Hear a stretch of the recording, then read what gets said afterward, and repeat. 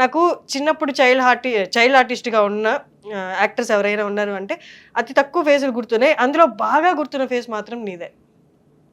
అది ఎందుకంటే అంత ఫేమస్ అది. ఫేమస్ కాబట్టి ఎవరైనా గుర్తుపడతారు.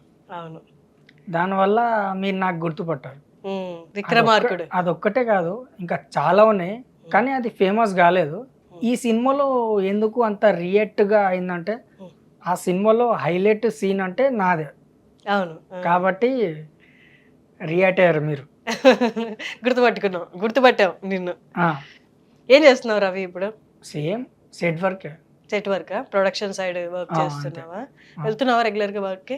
అంటే ఉన్నప్పుడు పోతా, లేకపోతే లేదు, అంతే. అంటే వర్క్ అంటే మీకు తెలిసిన వాళ్ళ ద్వారా వెళ్తున్నావా, లేకపోతే నార్మల్ గా ఎవరైనా కాంటాక్ట్ అంటే రోజు వారు పిలుస్తారు కదా అట్లా వెళ్తున్నావా?